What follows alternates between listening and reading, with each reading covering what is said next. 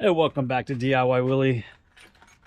Today we're going to work on a vehicle that we haven't worked on in a while.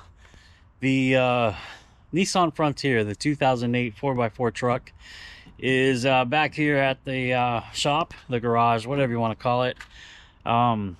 Check engine light came on. He just did a trip to the Grand Canyon and areas around there, tourist areas like the London Bridge that's over there. You know, he did a nice little trip around Arizona, checking things out by Glamis on the way home. You know, I had some fun. So the check engine light's on, and well, let's get in there and see what it says.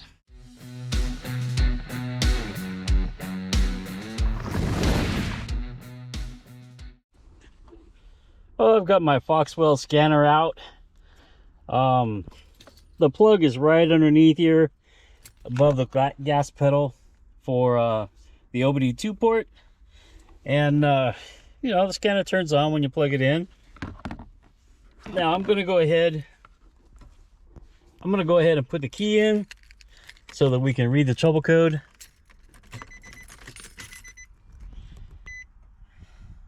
Right there. Let's see. Let's go into scan. Man, that sunlight is something else today. Here we are in November and it's freaking warm today.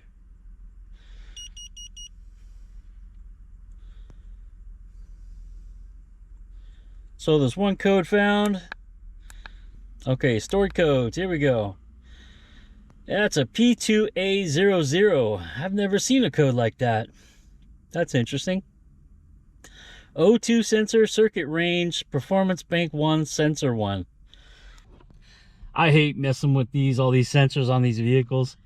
I don't know, maybe there's something we can do to fix that sensor, clean it, whatever. I don't know. I'm not going to worry about it. I'm just going to go ahead and grab a couple new sensors. And that's bank 1, which is on the right side. I guess depending on how you look at it, the right's either the passenger, or if you're in the front, the right's on the driver. I don't know how it is. I'm just going to go ahead and change both of them, because I'm sure if one is failing, the other one's not far behind. So they're not that expensive. I don't know, with the time of this, it was a little over $100. So I use Bosch sensors.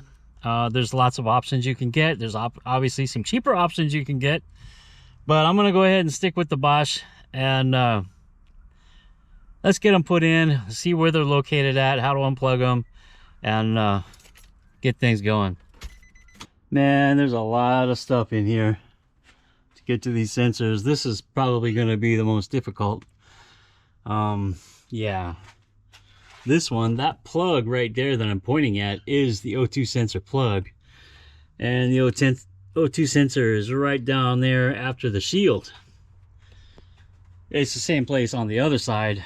I'm not sure about the plug on this side, but it's the same place as the other side. Now, thinking about this, there's probably a million videos out there on YouTube on how to change these O2 sensors and what sensors to use and how to maintain your trucks, tune-ups, all this kind of stuff. But this is the Willy way, you know? And, well, this just adds to my NISSAN Frontier repair series. It'll be in there, and yeah, people might like the way I talk or describe things, or some say I talk too much. But I like to be descriptive and be detailed about what I'm doing. So, yeah, let's try to see if we can locate these sensors. Being the upstream, we should be able to reach them through the inner fender wells. So, yeah, let's check that out. Here we are on the passenger side, and I believe if we look right there, there's our O2 sensor right underneath the plastic.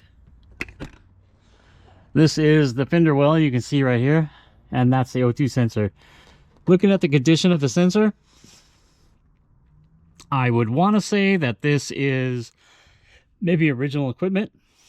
It may not have ever been changed, but this truck has almost 200,000, and it's a good chance that it has been changed, I guess. But who knows? It might be original equipment, and it's time for a change. So the other one on the driver's side should be the same place. right there. Of course, the brake's in the way. You got to be careful around that, but there it is right there. And it looks the same. It's not quite as rusty as the other one. This one could have been switched before. Who knows? But we're going to get in there. We're going to get it done. We'll take a look at the sensors right now and the part numbers and the tools that I'm going to use to get them done. I got a couple of different things. I might try a different wrench. I'll try whatever is easiest to get the job done. All right, so here we go. Here's our two oxygen sensors. Now these are the upstream sensors. These are part number 15380 Bosch. Bosch sensors, wideband airflow sensor, made in Japan. All right, I can deal with that. I've got a little screwdriver here for the clips on the plugs. This is a 7/8 socket for the. It's got a nice little slot for the oxygen sensors. Hasn't failed me yet. Now it's a 3/8 drive, but I've got some long extensions, and I've got my 1/2" drive ratchet here with the 3/8 attachment adapter, and I may get my weird ratchet that the handle moves all over if I need to get for tight spots. This should be easy. Shouldn't be all that hard. I think the hardest part is going to be getting in to get the clips out and unplug them, and then those little press-in things that hold the cables where they are. You know, that'll be the most difficult. So, yeah, it's time to get to work out there in the sun and get this job done. So before we get started, I like to always disconnect the negative side of the battery when doing anything electrical on the cars, with especially with the sensors and the computer. It would be okay probably without disconnecting it, but it's just a good practice to always disconnect the negative battery and discharge it, you know, so the vehicle is not have any current. So yeah, I've got that off right now. I'm going to go ahead, when I put it back on, and clean it, wire brush it, because it is kind of corroded, and we'll get a better contact when we put it back on. We may also take a look at the positive when we do that. I went ahead and removed the inner fender well to make it easier to explain and document, to show it. So now I don't have my other light. Hope you can see. I don't have my other light. I hope you can see. This is the oxygen sensor right here, and up there is the plug, and you just push on the back and give it a pull and it'll come right out. There's also a little wire catch right here that the wire just sits inside like that, and you just pull it out. Very simple. And you just reach up inside. It might take two hands to do it. Push the button on the back and pull it out. And I've already done that, and I have it just sitting up inside like that. We can pull it out. Now that we can go ahead and get the sensor out. And as we showed before, we've got our 7/8 socket, and we'll put an extension on it just to make it easier to get up in there. But yeah, let me get that out of there. Might be pretty tight. Might have to get a breaker bar. But let's see what we got. We may wind up getting a break. Oh no, it's that easy, and I didn't loosen this up beforehand. There we go. Well, that was easy. Now I could smell a little bit of oil on this engine, and I'm looking for it. As I look around up in there, I don't see anywhere where it's really coming out, but we're going to investigate that a little bit more. Let's check out this oxygen sensor.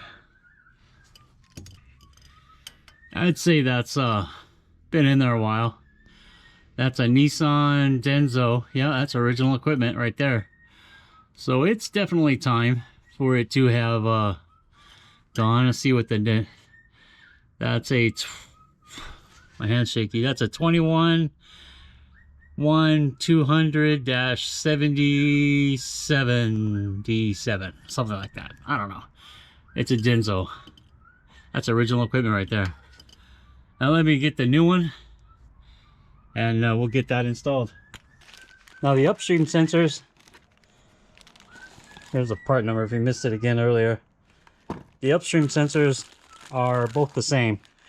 So there's 2 in the exact. All right, so we got the new sensor here.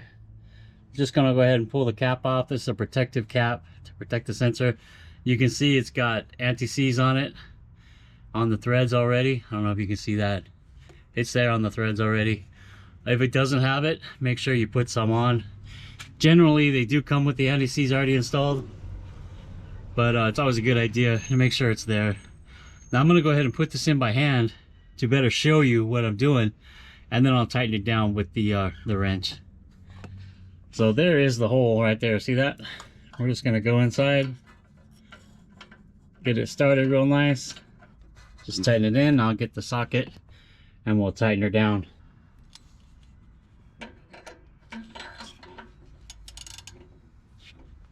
Just gonna get this, probably a torque spec, but as you saw with the original one, it wasn't that much. And I'm just gonna give this a couple little push, just a couple good ones like that. Make sure it's tight. I think that's about 17, 20 foot-pounds right there. There, I think that's good.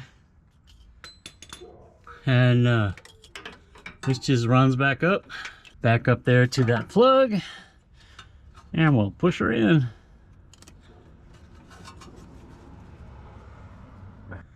There we go.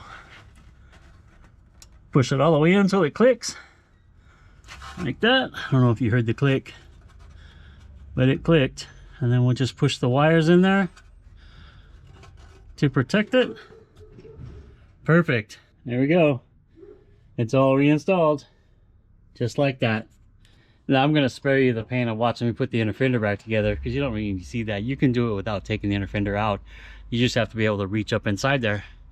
I actually jacked the vehicle up a little bit to make room for Willy's big head to get in there and unplug that, but you can do it without doing it. I just wanted more room to be able to film it and such. I think the driver's side is a little easier. The clip is up on top where you can see it, and it shouldn't be a problem. So let's get over there and get that side done. Now again, I went ahead and took the inner fender out just to show the O2 sensor better, where it's at. The plug is right there, and you can reach it all from the top. I'll show you right now.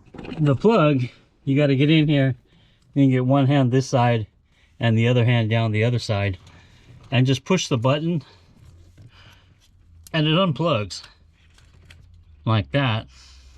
It takes 2 hands though. Now the oxygen sensor, I was able to go this way down and put it on like that, and then get in there and turn it out. Now it's a tight squeeze and it takes a little bit of work, but if you got a socket like I have, you could also use a 1-inch socket on the end and it will turn it out. And I've already got it loose here, so I'm gonna go ahead and thread it out. Now this is the one that it said was damaged or not functioning properly.